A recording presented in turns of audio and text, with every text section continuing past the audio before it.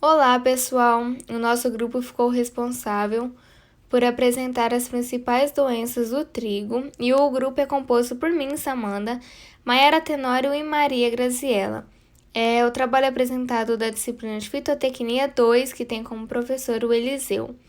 Então, eu irei iniciar falando um pouco sobre o trigo, que é um dos principais cereais mais consumidos no mundo, e por isso é tão importante a gente ter uma lavoura bem cuidada e, consequentemente, uma colheita bem sucedida do trigo. E as doenças, gente, interferem diretamente nesse processo, nesse resultado final, né? Que quando a lavoura é cometida por uma doença, pode causar grandes percas e grandes prejuízos e danos econômicos e ao agricultor. Então, irei começar aqui falando sobre o nanismo amarelo, que é uma doença causada por um vírus e é transmitida através de pulgões. E quando a lavoura é acometida por essa doença, pode comprometer até 20% da sua produção. E principalmente em anos secos e quentes, o dano ainda pode ser maior, porque é nesse período que ocorre maior multiplicação e dispersão desses afídeos. E o sintoma que fica mais evidente aí é o amarelecimento nas folhas, né?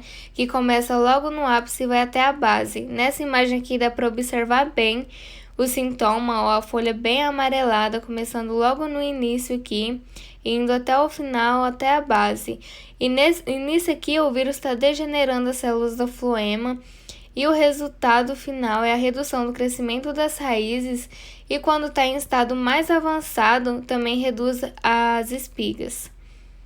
E o manejo mais correto de se fazer com o nanismo amarelo é a escolha das cultivares, tratamento de sementes, também manejar com ações dos inimigos naturais, que entra um controle biológico aí, né? E também, quando atingir níveis com mais danos, entrar com controle químico aí, com inseticidas, né? E também de forma preventiva. Também tem um mosaico do trigo, que é causado por um vírus também. E no Brasil ocorre principalmente nas regiões do Sul, Rio Grande do Sul, Santa Catarina e no Paraná. Esse vírus é transmitido por um micro-organismo chamado Polymyxa graminis, e esse micro-organismo ele fica vivendo no solo, porque ele é parasita das raízes.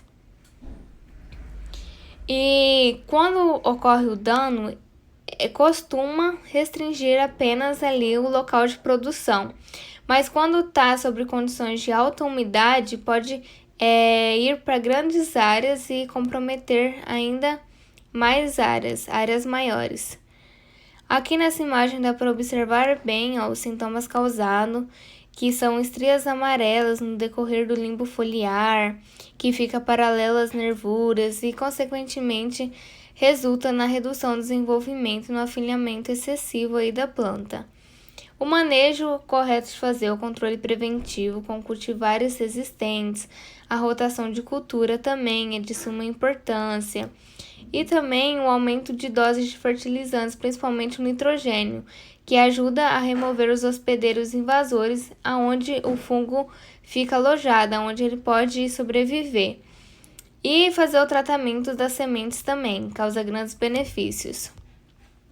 Tem um oídio, que é uma doença causada por um fungo biotrófico que fica na entre-safra. Então, a cada safra passa e ele fica inoculado sobre plantas voluntárias e restos culturais do trigo.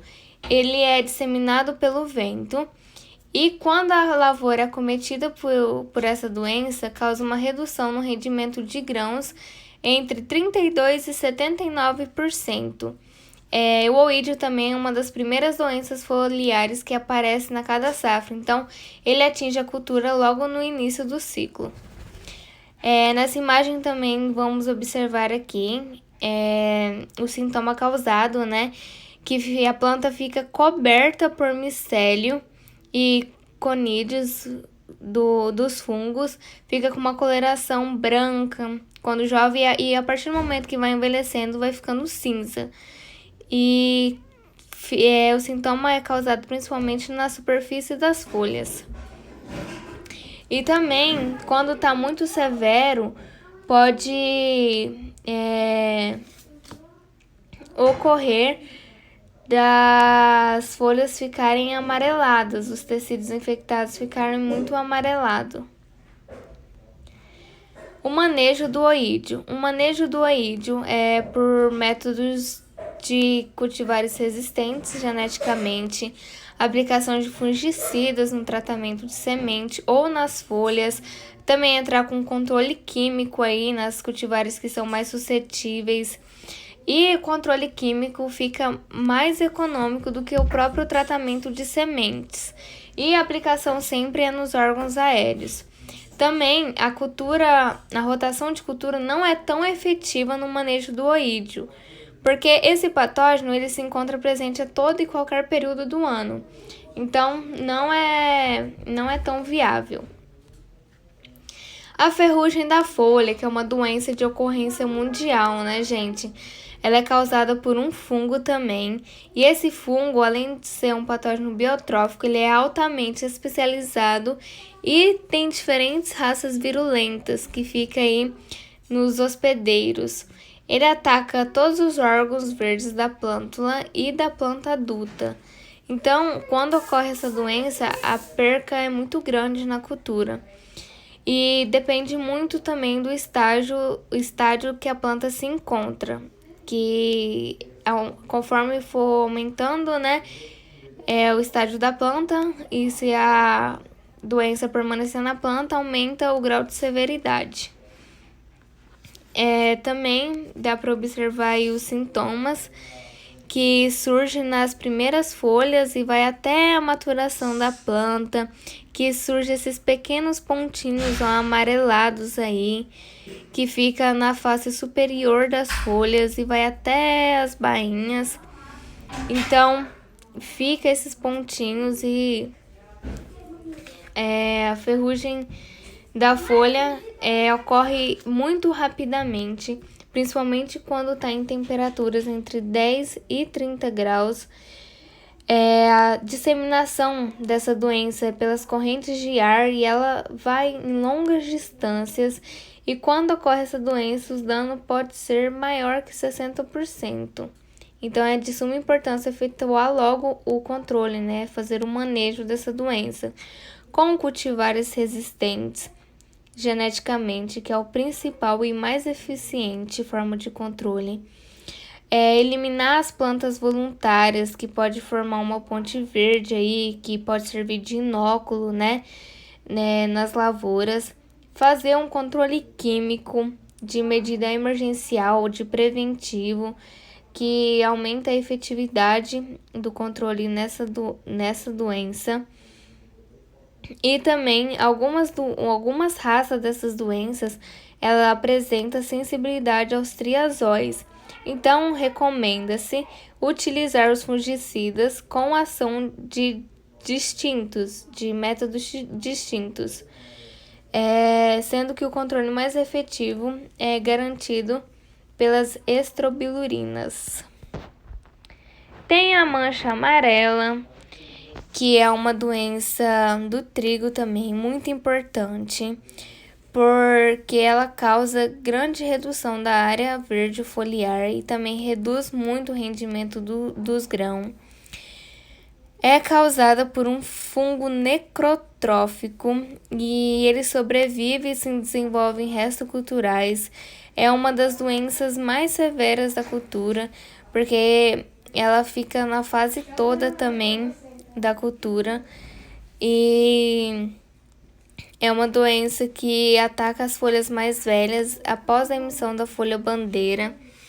Ocorre muitas vezes pelo inóculo primário presente nos restos culturais que fica no solo, né, entre uma safra e outra. A perda de rendimento pode chegar até 50%, principalmente nas estações chuvosas, e ela causa uma necrose na folha. Isso aqui é uma imagem que dá para observar bastante é o sintoma que surge logo após a emergência do trigo, na expansão ainda da plúmula em lavouras de plantio direto. Então, surgem pequenas manchas cloróticas nas folhas, que com o passar do tempo vão aumentando o tamanho e apresentando uma região aí necrosada de cor parda. E o manejo da mancha amarela é por tratamento de sementes com fungicidas protetores, rotações da cultura com ervilhaça, xicharo, nabo forrageiro, couza, linho, serradela e trevos. Também é importante fazer a eliminação das plantas voluntárias, fazer a pulverização com triazóis sistêmicos, aplicados a partir da elongação, a partir da incidência nas folhas atingir o valor entre 70% e 80%. E no Brasil ainda não tem cultivares resistentes à mancha amarela da folha do trigo. Então é muito importante fazer todo um controle preventivo aí para evitar que essa doença se alastre. E terminamos a apresentação do trabalho.